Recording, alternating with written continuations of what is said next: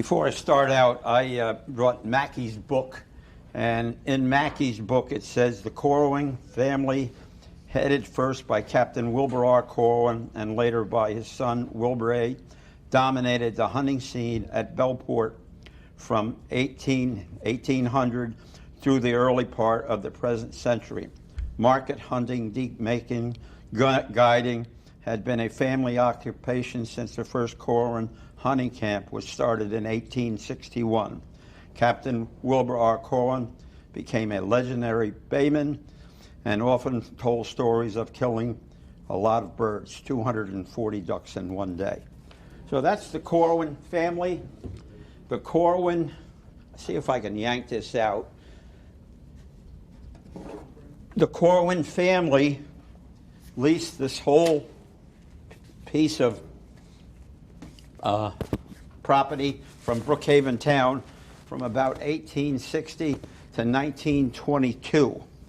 Now, anybody out here from Paddisquash, like Gary and them, if you look at what's left there today, there's not much. But anyway, this dated about 1900, and this was on a tablecloth in the Wilbur Corwin hunting shack.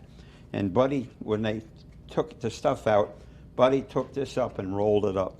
So that's the property that Wilbur R. had until 1922 when Paddisquash came in. I'll just set this over here. Now, the Wilbur R., people would come out to hunt with him. They'd come to Bellport and they would take a ferry over to their hunting shack, which I have a picture here of the hunting shack is up here, and here, that's all Wilbur's shack. And you'll see, you probably can't see it, but if you, all these pictures came in this envelope dated 1905.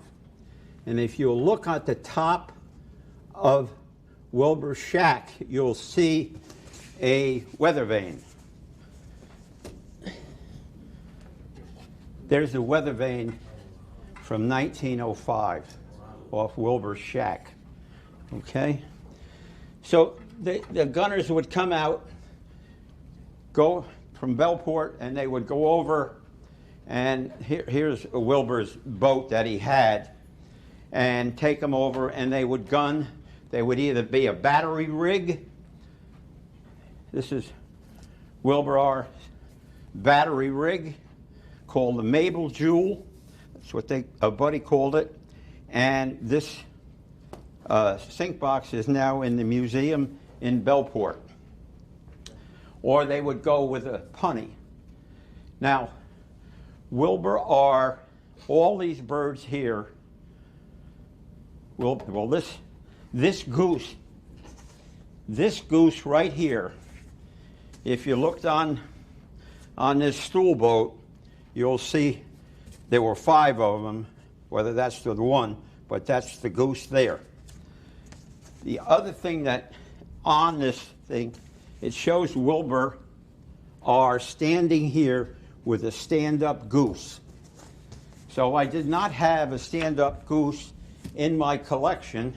Here it is right here. And I was up in New England. There was 3 auctions, and Copley's, Decoys Unlimited, and Guyot and Dieter.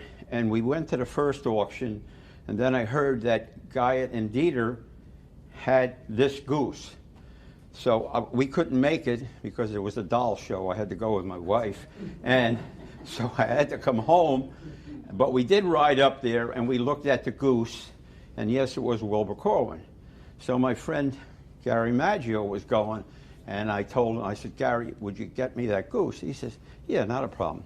He says, what do you go? He says, go $800-900. Okay. So he went up. Next day I'm thinking, and I said, I really want that goose. So he was on a ferry. He says, just bring it home. So anyway, when he gets there, Dick Cowan is there. Dick Cowan says, funny, Dick isn't here. And Gary says, I'm bidding for him. He says, what's he going to bid? He says, bring it home. He says, well, I guess I shouldn't bid. So I got that pretty good Gary brought it back. Okay? So after that, Bob Gerard passed away, and he had a lot of Corwin, and this Corwin goose, this one I got in Jersey, but I have a pair like that home under the rod. Corwin stung a rod like this. In fact, I can show you on his pintail. See how they rigged them? They took a wire, and so they didn't rock and roll. So Corwin kind of developed that. Okay? So they're all Corwin geese. This I bought probably 20 years ago at the Jersey show. These are all Brant that I've picked up. One of the things, I know what I mentioned is you'll see this white sign and that white sign. Well, I spoke at a business thing in Bellport, and at the end of the talk, Eddie Bishop said to me, Dick, I think I have something you might like. So I went over there, and you'll see this is Wilbur R., and he died in 1913, and his partner was R.B. Hamill. R.B. Hamill was his brother-in-law, and I have some Hamill birds. These are made by Wilbur Corwin, but there's R.B. Hamill on them, typical Corwin Brant.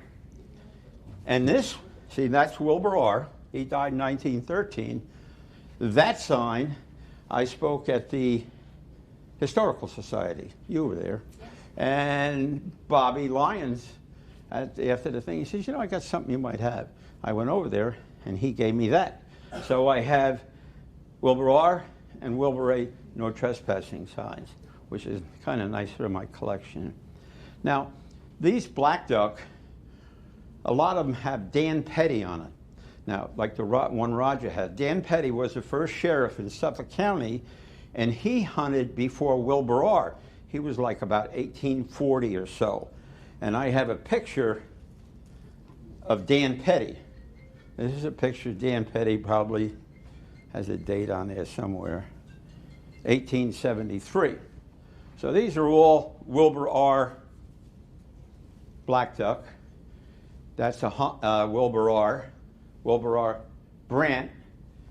And these are a pair of Wilbur R. mergansers, and Wilbur A. repainted them. And I think they have Dan Petty on them, I'm pretty sure. Yeah, it has Dan Petty. Any bird that you ever see with a number on it is when Patasquash came in 1922. What happened is the Corwins had it, and then a group called anti-duskers went to the town of Brookhaven and said it wasn't right that one person rented all this property in Bellport Bay. So Corwin lost the lease in 1922 to his eight guys, her grandfather, Perry Bigelow. And then the next year, Patasquash started, and it was only open to Patasquash members. Craig's one, Gary was a member. So, and then what happened is Wilbur A. joined Patasquash. Wilbur A. Now, Wilbur R. is dead. He died in 13, this was 22. So they told Wilbur that he could hunt the west end of the club. Okay, that worked out for a while, but then club members said that he was making money on the property, and Wilbur gave up. And later, I guess in the 40s, he left the beach. He left everything over there, all the stool, all the doors were open, and people went in and helped themselves. Gary, you know whatever happened, you've been there. And anyway, and guys went in and took decoys, shorebirds, and stuff like that. In fact, I don't know of anybody that sold any Corwin decoys. This I got had to come out of the shack. So anyway, that's the story of that. So let's see what else. That's all them. These are all Wilbur A. and Wilbur R. heads that I have. The other thing that I want to show you is, you know, guys would go out on the ice and rig an air hole. Now, I recently found this picture of Wilbur R. going out to go out, they lay alongside of an air hole on the ice. And the reason I know he's gunning, he's all dressed in white. And they would drop the sail, lay it along the boat, and gun. Now, if you were going to go down and you were going to just ride in a scooter, you'd wear something bright. If you fell in, they could find you. So that's why I know Wilbur R. is going out on the bay. Now I have this pair of whistlers, which are there, and they're really nice. And here is a redhead, I call them scooter decoys, and it has WRC on it. And this was Ducks Unlimited 20th Annual Eastern Suffolk with this. Okay, so that takes care of Wilbur R. And Wilbur R., see something really neat. Wilbur R. painted this. It's an oil painting. And if you look at the hunters and you look at their outfit, it's, you know, it's turn of the century. It had to be before 1913. You can see all this after I get done. Does that painting, does that have his signature? He does not have a signature, but on the back it has it written. Not in the front. Not in the front. You're right. Nope. Where did that painting come out of, Jay? What? Where did that painting come out of? That come out of the Corwin shack. Buddy had it. Your Buddy had it. Mm-hmm. Okay, so, all right, now we're going to go. Oh, I know what I'll tell you. I just talked about these scooter decoys. Here's the pattern that they made the decoy, dated 1905, found in Buddy's garage on a shelf. And there's the pattern. It's dated.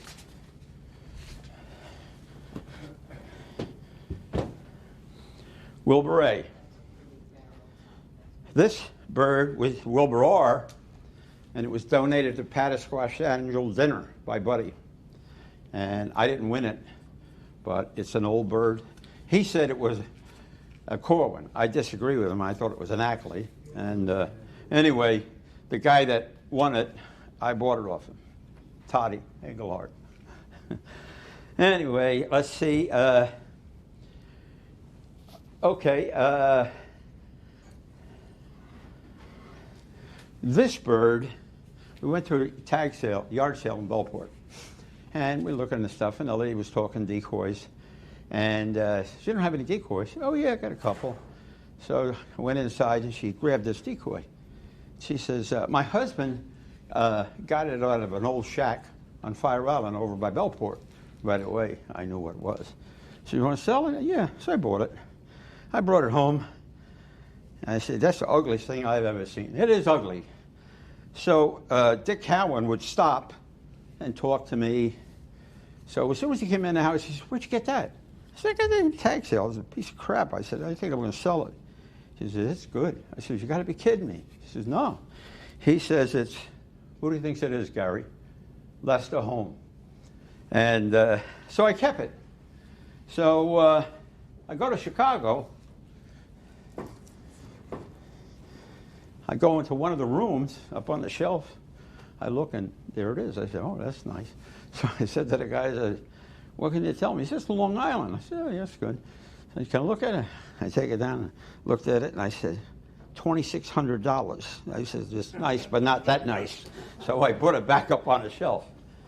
And somebody from the club bought it. Later, I seen him with it.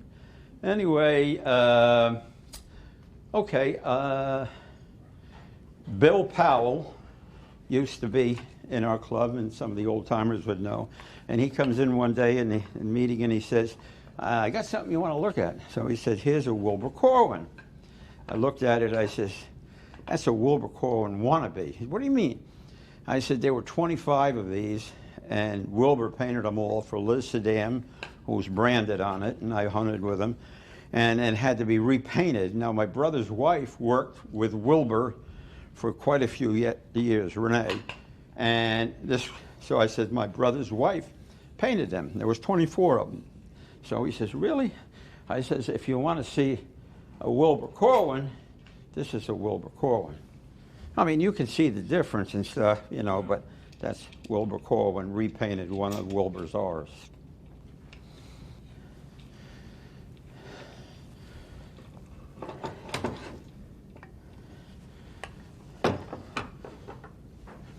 Here's a goose that they never finished. Hollowed it out. There's the number when they, I probably forgot to tell you that in 1940 something, Buddy, Wilbur's daughter, and Wilbur all went over there and took everything off, everything out of there, and everything that came out, they put a number on it. And he had a book and everything. Jean Corwin took stuff. She lived in New Orleans, and she took what she wanted, and they gave stuff to the museum, and then Buddy stored the rest in his shed. And, you know, the guys had picked through all this stuff, and there was a lot of bodies and stuff like that. So that's, if you see a decoy with a number like that, you know it came from the Corwin. And Wilbur, Tim Seeger is at Ohio, and now a doctor walks in, and he has a Wilbur Corwin Curlew, and he has all the literature. In fact, I think I have it all here somewhere. Here, about the Corwins and about how Wilbur did this. So what happened was, Jean went back to New Orleans. She was a nurse, and I guess she worked for a doctor, and she gave this to the doctor, and the doctor brought it in and showed it to Tim. Tim says, I know where that ought to go. So anyway, he brought it back to me, so bottom line, the story on it, it's all written out, is that he was hunting, Wilbur A. was hunting, and this curlew was going along, and a hawk was after it, and he shot at the hawk and killed the curlew. So he took the curlew home, and he made a curlew. So that's this, and this really, I mean, Wilbur did a beautiful job. Well, I'll go back on something else. Now here's the cormorant. You're going to say, what do you got a cormorant for? About 1949 or so, Buddy Corwin decided that the cormorants were not protected, and he asked Wilbur to make him 12 cormorant decoys. So Wilbur A. made the decoys, and they went down on John, we call John Boyle. There's a sandbar, and they rigged out, dug in a hole, and shot the cormorant, and the cormorant drifted all the way down to Smith Shore, and then some tree huggers or do-gooders found them, and that was the end of the cormorant shooting. So I got this cormorant, and there was a cormorant decoy in Guyot and Dieter in Ohio, which I didn't go, Chicago. So I asked Tim, would you buy me the cormorant? Not a problem. So I get a call, he says, I got your cormorant. I says, good.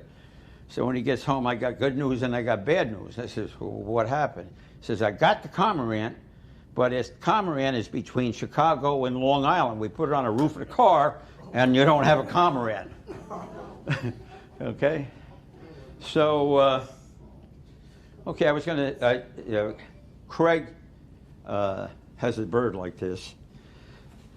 Buddy didn't give me this. This bird, when we were 14 years old, Mr. Rankins took 4 of us from Bellport into the Sportsman Show. And we went into the Sportsman Show, and on the wall there was 20 or 30 birds all painted. So I got in line. You know, my father hunted, my brother hunted, so we knew the ducks. So I got in line, and I identified 29 out of the 30. And the guy says to me, you know why you didn't identify that? I said, no.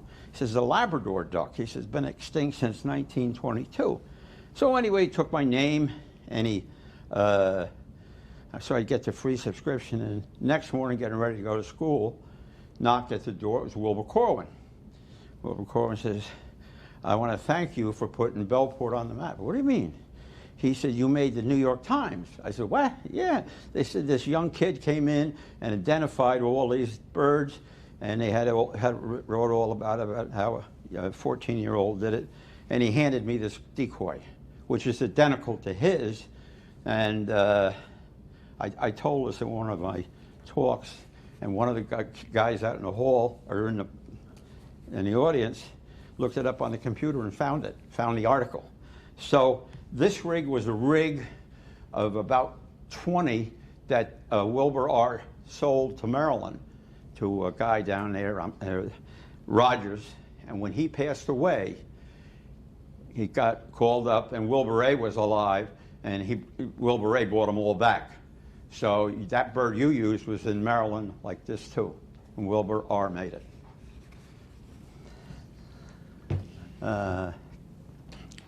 Okay, so Wilbur R. What? Yeah, you probably nobody. Some of you guys might have known my brother, but my brother had this picture of Wilbur R. dated 1959, and Wilbur did not have a driver's license. He went down to the bay and worked on this, and Rowboat Beach, and worked on his stuff. And he's sitting on his wheelbarrow. And on the wheelbarrow, there's a widgeon, a black duck head, and a whistler. And my brother says, try and get all three. Well, I got all three. There's your whistler, there's your Wilbur R. Corwin head, and there's the widgeon. Okay? Okay. Now, Wilbur, in the summer, would run a ferry from Bellport Dock to Old Inlet. And I have a picture of Old Inlet. It's a place where the wealthy people in Bellport went, and he would take you over and bring you back. And this is a poster that left in Bellport that he he had also moonlight cruises, evening cruises, and that's his boat. Okay, so there's a young lady here sitting here tonight that used to play over there, right, Denise? Her grandfather was in it. Okay, Old Inlet. Okay, this is a typical Wilbur A. Corwin black duck that he made for gunning. He made quite a few, and quite a few guys had them. And nice black duck. He did a nice job. I think I got this from you, Bob Lear.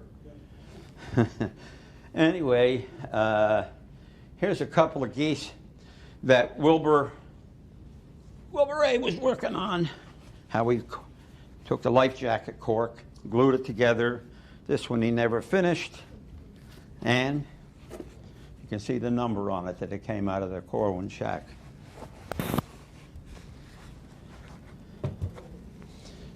And here's the finished one.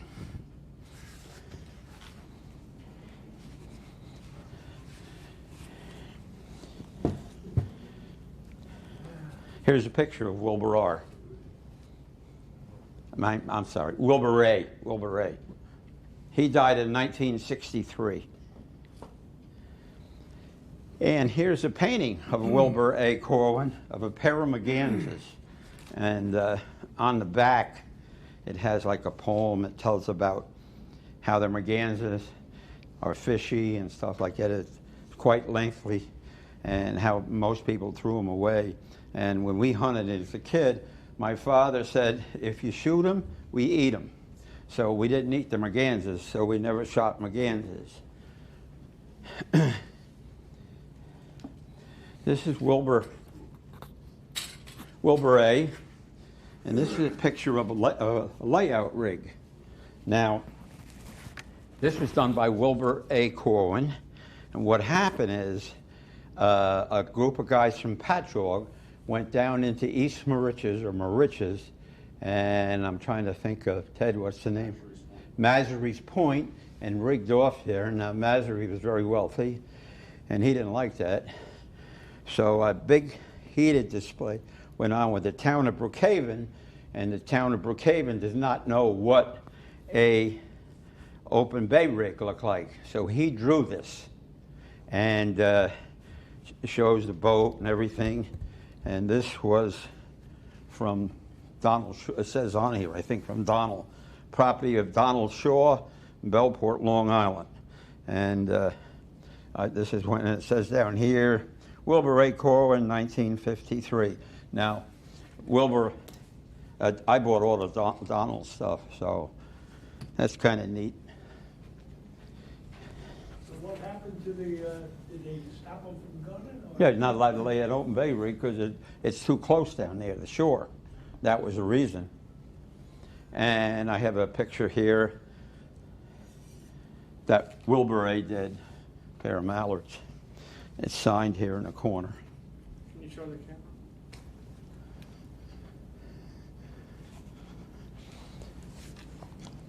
So that's kind of, let's see, what did I forget, Betty Ann?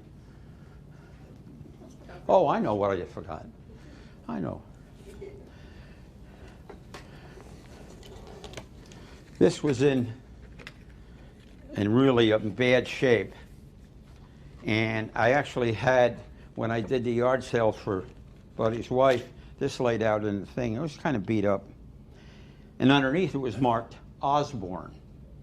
So if a lot of the, I don't know, guys that know-it-alls and everything said that Osborne never made any decoys. They were made by Verity. Well, here's a pattern, and I have the pattern home that's painted that Wilbur R. made of this bird in 1905. So that tells me that the Osborne made decoys. So this is an Osborne. There was a pair in the auction this last weekend.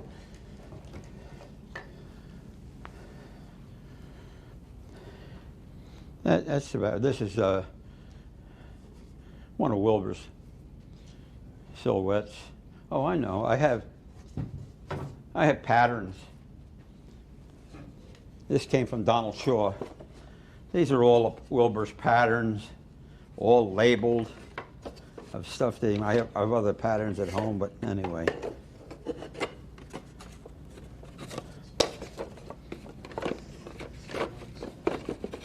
Look at that head. Isn't that neat?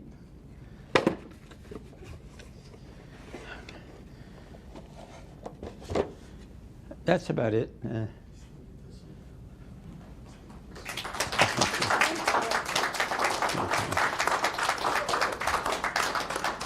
you have any questions or anything that I can help you with, be more than happy. If you find a bird you think it's, oh, I know. Wait a minute. Who was it? Who was talking about John T. Corwin? Yes. You were. Found that in a flea market. John T. Corwin. That's Wilbur R.'s brother, Yes. right? Captain. Captain. Captain. Sorry. He was captain. He even rode around on his bicycle in his full captain's outfit with a hat and the button-down jacket and everything. But these heads that Wilbur R. made, they're unbelievable. Denise, what year would that be, the bicycle about? 1910, 1909, 1914. I actually have some articles that my grandfather wrote reminiscing about the times, and there's some really funny articles. So I'll probably make copies of them, so maybe read some of them at the next meeting or one of the meetings. But yes, it was very interesting. Well, the reason I know so much about Corwin, I gunned since high school with Buddy Corwin, who was Wilbur R.'s grandson. I also hunted with her grandfather, Perry. Perry was funny. He was kind of, he wasn't like, what would I say? He was upper class, and he would not eat. You're sitting in the scooter lane, and you're eating and doing. At 12 o'clock, when you heard the siren go, he'd take his backrest and put it there, put a napkin out, and he'd have lunch. That's how Perry would hunt. Right. Silverware sometimes. Oh, yeah. Go over there. Yeah. Dick, Yes, sir. you had a story about Conant? Gene Cadet. that you were able to identify? Well, yeah, I do have a story. I have a lot of stories. My brother was an avid decoy collector, and he painted. He went all over. Him and his wife went all over down in Maryland and collected. He with Malcolm Fleming and Bob Gerard and that whole group, Ron McGrath, the whole bit. But anyway, my brother had enlisted in the Navy, and you get up the next morning, and he had gone out with his buddies, and on the kitchen table was Jean Kinnett and a half of a duck on it. And my father ripped into him, and he says, that's not right. And so he says, take that sign back. So he went and he took the sign back. And he joined the Navy, got on the U.S. WASP, sends a picture up. 6 months later, that half model, he took the sign back, but he didn't take the decoy back.